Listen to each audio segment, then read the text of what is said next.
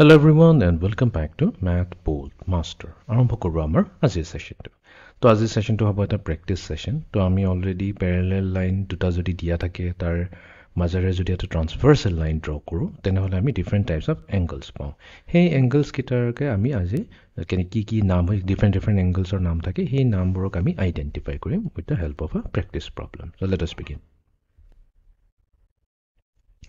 Below are two parallel lines with third line intersecting them. So ইয়াতে ফিগাৰটো দেখোনতে গমি পাইছো দুটা প্যাৰেলেল line কোনটো আছে ইয়াতে এৰো সিম্বলটো দি আছে তাৰমানে এই লাইনটো আৰু এই লাইনটো প্যাৰেলেল হয় আৰু ইয়াতে আমাৰ যোনটো এই থাৰ্ড নম্বৰ লাইনটো হৈছে যোনটো দুটা পইণ্টত ইন্টাৰসেক্ট কৰিছে তো সেইটোৱে হৈ যাব আমাৰ ট্ৰান্সভাৰ্সাল লাইন। তো ইয়াতে আমাক সুধিছে এংগল 3 আৰু এংগল 6 ইয়াতে কি হয় তো এই এংগল আৰু এই এংগলটো কি হয় আমাক ইয়াতে সুধিছে। তো ইয়াতে এংগল 3 আৰু এংগল 6 এতিয়া যদি আমি ফাৰ্স্ট অপচনটো চাওঁ অল্টাৰনেট ইন্টিৰিয়ৰ এংগলছ হ'ব নোৱাৰে। এইটো অল্টাৰনেট ইন্টিৰিয়ৰ এংগলছ কেলে হ'ব নোৱাৰে বিকজ অল্টাৰনেট হ'বলৈ হ'লে 3 পিছত এই এংগলটো নহয় এই এংগলটো বুলি 3 and 5 হয় আমাৰ অল্টাৰনেট ইন্টিৰিয়ৰ এংগলছ। তো আমি অপচন এটো ৰিজেক্ট কৰি দিম। নেক্সট আছে interior angles on the same side maybe এইটো হ'ব পাৰে। ইন্টিৰিয়ৰ এংগলছ কিয় কৈছে বিকজ এই দুটা লাইনৰ ভিতৰত আছে ইন্টিৰিয়ৰত আছে। তো তাৰমানে 5, 6, 3, 4 এই চাৰিটা এংগল একচুৱেলি ইন্টিৰিয়ৰ এংগলছ হয় দুটা প্যাৰেলেল লাইনৰ মাজত আছে। বাকি কেইটা চাৰিটা এংগল যোনটো হ'ল 7, 8, 2 আৰু 1 এইকেইটা এক্সটেৰিয়ৰ এংগল হয় বিকজ এইকেইটা প্যাৰেলেল লাইনৰ বাহিৰত আছে দুটাৰ লাইনৰে বাহিৰত আছে। তো ইয়াতে য'ত য'ত এক্সটেৰিয়ৰ এংগল লিখা আছে সেইটোতো নহয়।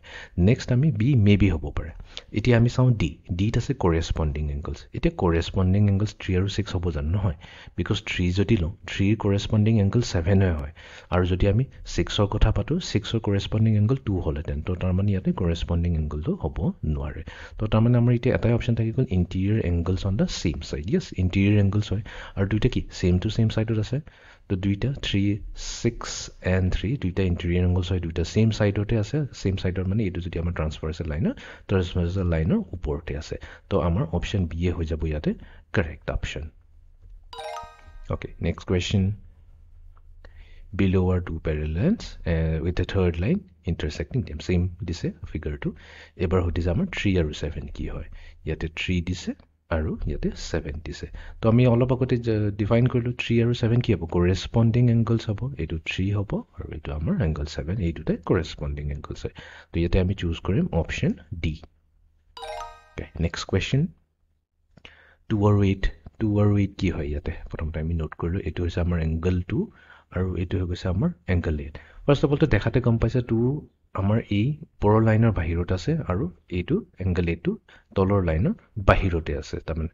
তো ইয়াতেতো আমাৰ ইয়াতে য'ত য'ত ইন্টিৰিয়ৰ লিখা আছে সেইটোতো কেনচেল হৈ যাব। তো এইটো নহয় ইয়াতে ইন্টিৰিয়ৰ এংগলছ এইটো কেনচেল হৈ যাব।